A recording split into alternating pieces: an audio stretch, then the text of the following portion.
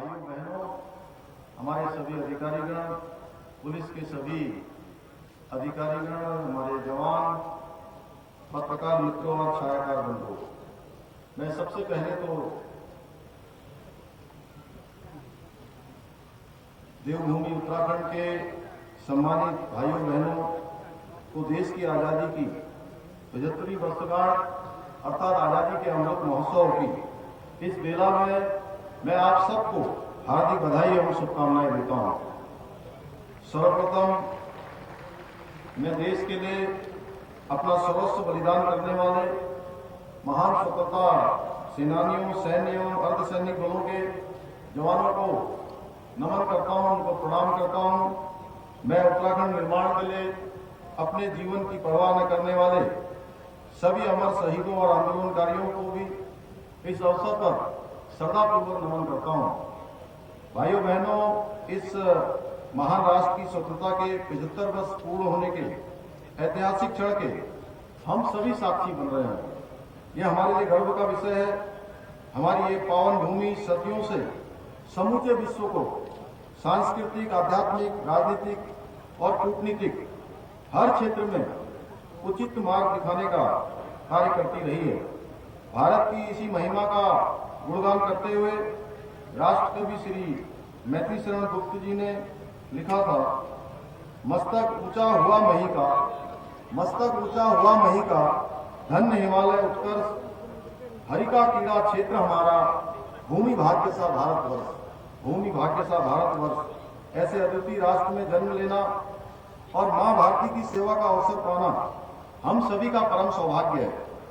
आज आजादी के 75वीं वर्षगांठ पर हमारे देश के यशस्वी प्रधानमंत्री मोदी जी के नेतृत्व में हम आजादी का अमृत महोत्सव मना रहे हैं।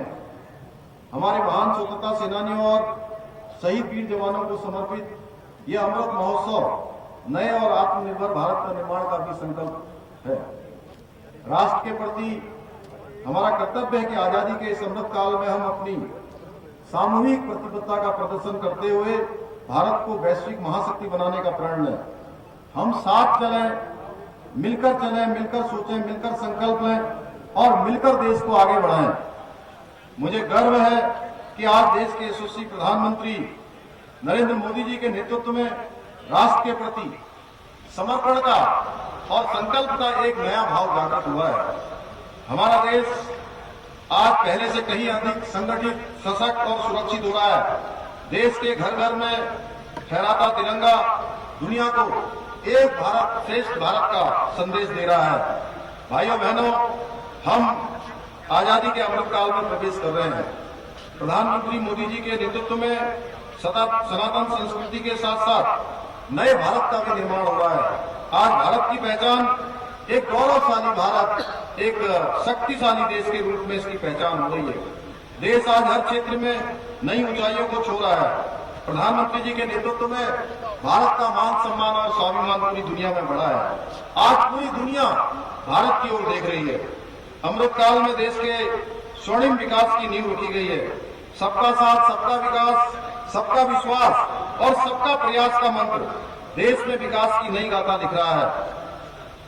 देशवासियों में नई ऊर्जा और उत्साह का संचार हुआ है। एक नई कार्य संस्कृति देश के अंदर विकसित हुई है। देश हर क्षेत्र में आगे बढ़ रहा है, चाहे किसान का सम्मान हो, गरीब का कल्याण हो, युवा का अवसर हो, महिलाओं का उत्थान हो, तकनीकी में नवाचार हो, विश्व पटल पर भारत की मजबूत पहचान हो। ये सब माननीय प्रधानमंत्री जी की दृढ़ इच्छा शक्ति और दूरदर्शी नेतृत्व का ही परिणाम है। कोविड महामारी का जिस प्रकार से हमने सामना किया है, उसकी पूरे विश्व में सराहना हुई है। जब कोविड महामारी दुनिया के दूसरे देशों में आ रही थी, भारत में उस बीमारी ने आना शुरू किया था, तो दुनिया के देशों में शंका पैदा हो गई थी कि भारत कहीं आने वाले समय में पूरे विश्व के लिए जिम्मेदारी न बन जाए। लेकिन जिस तरह से हमारे देश के यशस्वी प्रधानमंत्री जी का मजबूत नेतृत्व और उनकी सोच, जिस प्रकार से कुशल प्रबंधन किया गया, जहां 2 स्वदेशी वैक्सीन 1 साल से भी कम समय के अंदर यहां पर बनाने का काम हुआ, उसके लिए मैं माननीय प्रधानमंत्री जी का, देश के वैज्ञानिकों का अभिनंदन करना चाहता हूं। भाइयों बहनों, जहां 1 डोज लगाई गई, दूसरी डोज लगाई गई और तीसरी डोज भी बूस्टर डोज के रूप में लगाई जा रही है। इतना ही नहीं, जहां हमारे देश के अंदर 200 करोड़ का ये आंकड़ा पार हो गया वैक्सीन लगाने का, वहीं दुनिया के दूसरे देशों को भी भारत की सरकार ने 20 करोड़ से अधिक वैक्सीन देने का काम किया है।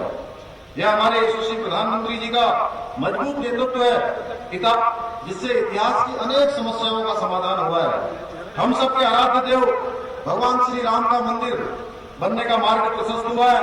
कश्मीर के अंदर जहां 2 विधान, 2 प्रधान और 2 संविधान चलते थे, वहां भी धारा 370 खत्म कर जम्मू कश्मीर के लोगों को देश की मुख्य धारा में जोड़ने का काम हुआ है। मुस्लिम बहनों को तत्काल 3 तलाक जैसी कुप्रथा से आजादी मिली है। आज हमारी सेना सर्जिकल स्ट्राइक कर दुश्मनों को उनके घर में घुसकर मारती है।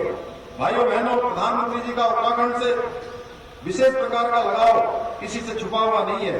पिछले 8 वर्षों में जहां केंद्र सरकार द्वारा 1,50,000 से अधिक की योजनाओं को यहां स्वीकृति प्रदान हुई है, चाहे भव्य केदारपुरी का निर्माण हो, पुनर्निर्माण का कार्य हो। माननीय प्रधानमंत्री जी का विजन, नेतृत्व एवं संकल्प का सर्वश्रेष्ठ उदाहरण है। बद्रीनाथ धाम के मास्टर प्लान पर तेजी से काम शुरू हो चुका है। ऋषिकेश कर्णप्रयाग रेल लाइन परियोजना पर तेजी से काम चल रहा है। टनकपुर बागेश्वर रेल लाइन, डोईवाला से गंगोत्री यमुनोत्री लाइन के सर्वे की भारत सरकार द्वारा सहमति दे दी गई है। केदारनाथ, बद्रीनाथ, यमुनोत्री और गंगोत्री के साथ ही टनकपुर पिथौरागढ़ की सड़क कनेक्टिविटी में सुधार के लिए और 4 धाम और वेदर सड़क परियोजना पर काफी कुछ काम किया जा चुका है। दिल्ली से देहरादून एलिवेटेड रोड बनने से दिल्ली से देहरादून की दूरी केवल 2 घंटे में पूरी कर सकती है। जॉली ग्रांट एयरपोर्ट को अंतर्राष्ट्रीय स्तर का बनाया जा रहा है।